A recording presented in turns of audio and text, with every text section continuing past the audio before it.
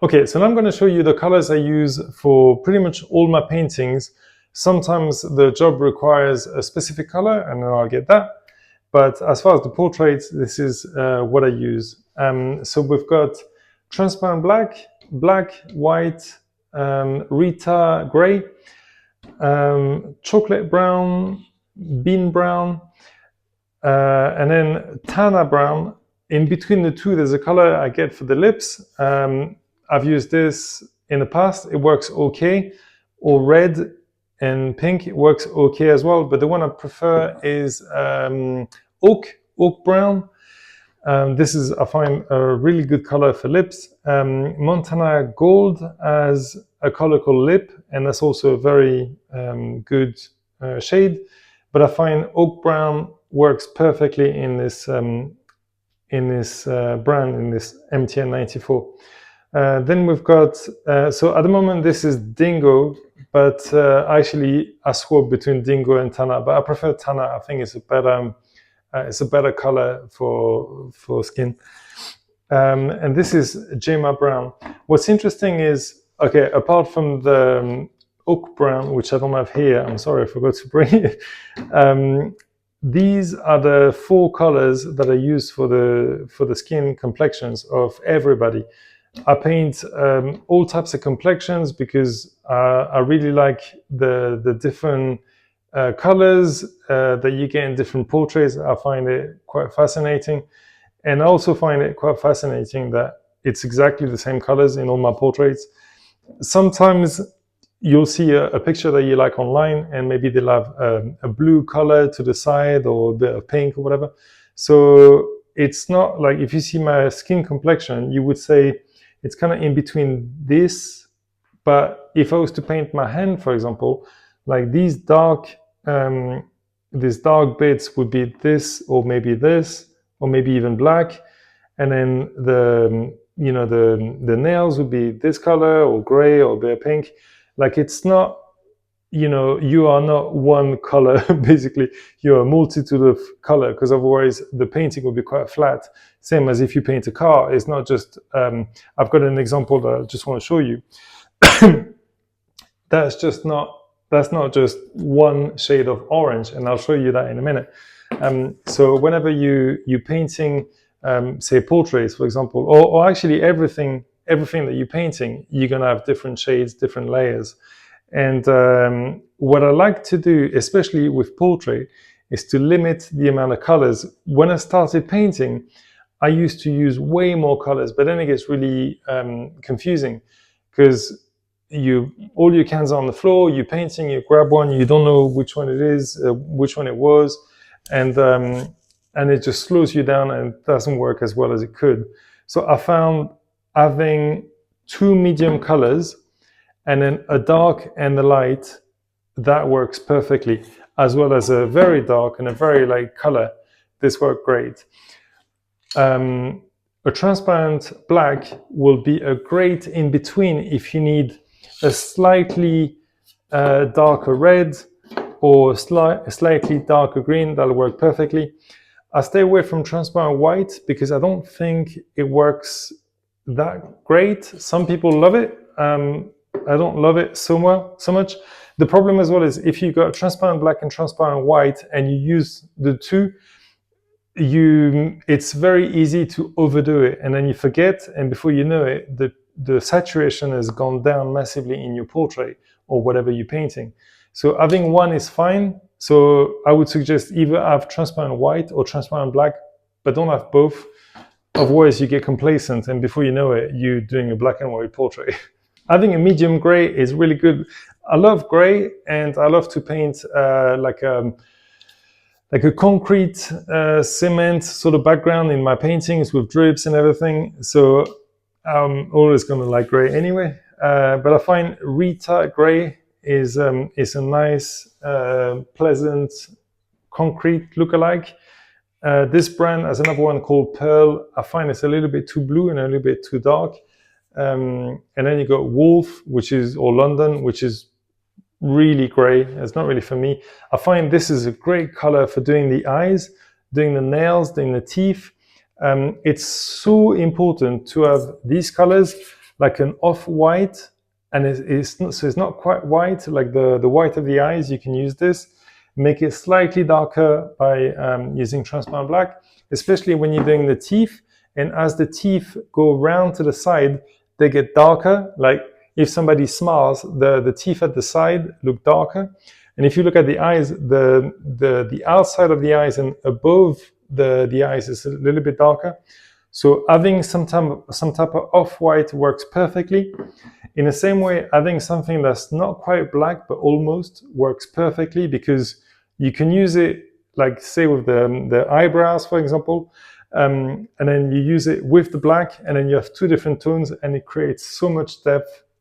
I find that works perfectly. So definitely recommend having an off-white and almost black. Those work well. I try to select one of those, mainly keeping this one, but I find with skin, this just works so well. Like the bridge of the nose, or like the highlights in the fingertips or whatever, you use that as a white, and when you're done, you just add a touch of white at the end. You'll see that in a portrait in a few lessons, where I just used this for as it was a white, and as I'm almost done, then I use the white at the very last minute, and then it just pings and makes it even more 3D, that much more. So it's really cool. If you're looking to be a full-time mural artist, you're going to paint a lot of logos. So this is your typical Facebook blue or whatever. I like this. I like this one from Hardcore. I find the color is just slightly better. It's dark blue. 94 has the same dark blue. It's just a little bit more dull and boring. So it depends. I go in between. This is Rain. Rain is a really good light blue for doing sky or whatever. There's an even better light blue for sky called Barcelonette, but it's a one-trick pony. It's great for sky, but you can't use it on many other things. This is a really good one. This is Tokyo. If you want a shade that's slightly more pleasant, especially for skin tones and for the pink of the eyes and all that stuff, there's another one called Supernova or Orchid. Those are also really good. Magenta, if you're going to paint kids' bedroom and whatever, you need a magenta. Madrid is a really good red. There's another one called Light Red. It's also a good one. It looks almost the same. Lava Orange is the most orange I could find in that brand. Light Yellow is a really good yellow, and it covers well. It even covers a black. This is the biggest thing when it comes to spray painting. Sometimes people think it would be hard to cover a black with a white, but it's not as bad as trying to cover a black with a yellow. But this one is pretty cool. They've got El Dorado, which is more orange and doesn't cover as well. Different brands cover differently. Montana Black, their yellow is pretty good. Belton, the yellow is not as opaque. I find this one works pretty well. NBQ has a good yellow as well. If you're using this brand, obviously I'm not represented by this brand. Use whatever brand you like. This one just works well for me. If you want to go to your paint shop, maybe have a look at these colors and then try and match them, or get the ones you want. I've mixed these colors over the years, and these are the ones that seem to come back all the time. Because sometimes I get a call from a client, and they'd be like, "Oh, I need you like tomorrow, or whatever." I don't have time to go to the shop, so I always need the main colors. And then if I don't have exactly the color they want, well, I've got the excuse that they called me last minute. But it's good to at least have those colors so I can do the job. You'll see with this brand, it's got bars. The bars represent how opaque it is. And the little suns, you got up to 3. It represents how light fast it is, like how long it's going to last at the sun, against the sun. So yellow, not surprising that it's only got 2 out of 3. But I've painted this and then come back after, and some people have seen it and they were surprised that it lasted so well. because it's a really good paint. They have really good pigments. Of course, when you go to a black, you're gonna have full suns, full bars, so full coverage. It's just normal. Same way, if you go with a pink, it wouldn't cover as well. This one's pretty good, but they've got a pink which is more your typical pink called Joker, and they have another one as well, but they're both super transparent, so stay away from those. Not great on jobs. Valley green or Oak green, they're pretty much the same. That works pretty well. If you do a lot of greenery and what you call it, forest and stuff, they got a dark green called Amazonia. It's a very good one. They got a mid green called Era, very good, and they've got one called Euskadi, which is a light green, and then they have Toxic or something. And these give you such a good palette for doing trees and bushes and stuff like that. There's something that's really good to have is a swatch book. I've got one, I just can't find it. A few companies do one. I think Montana Gold or Black do one, and I think Belton as well. And they make them out of these colors, so they actually paint on the paper, and it's the most accurate you can get. It's even more accurate than these donuts. I don't actually know if they paint those donuts, but anyway, those swatches are really good. The typical chart that you get in a shop, they're never accurate. When you look at the colors, it's never quite right. And when you look at the computer screen, there's some discrepancy, and it's never correct. So once you've settled on a brand that you like, I recommend getting a swatch. The one I've got has both of these, Montana Hardcore and 94. So that works well for me. I can take it to a job, show it to the client, they can pick the color. That works pretty good. And then to finish, so this is dark blue, and it's the same with the 94. And this is Electra, I think. Electra Violet. Another good one is Sultan.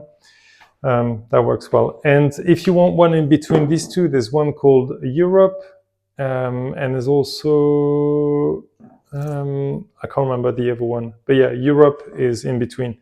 You can have loads of colors, but obviously after a while it just it takes a lot of space. I like to have at least 2 colors of each of those colors for my jobs. I've got to get some more paint. Sometimes you want to get a color, and obviously I can open this picture on Photoshop, that's not a problem, and then I can use the color picker, and it's going to give me the color that I want. But sometimes you look in a magazine, and even with the color picker, it's a bit hard. You see this color here, when you look at it, even if you zoom in, it looks like an orange because you see the car's orange, and sometimes it's a bit hard to get the right color. It's actually pink. So if I zoom right in, there's one trick that you can do. You can take a piece of paper and make a small hole in it. And when you put it there, I don't know if you can see, let me turn the brightness up. You can see it's a pink, even though it's an orange car. So by reducing the window of what you're seeing, it just makes it a lot easier for you to pinpoint the color that it actually is. Because a lot of the time you'll get this orange and you'll try to paint everything with a bit of white, and you don't understand why it doesn't look like the picture, because you've basically picked the wrong color. And it's a very easy thing to do, to pick the wrong color. So once again, you just do a small window like this, and it'll help you pinpoint the right color that you need.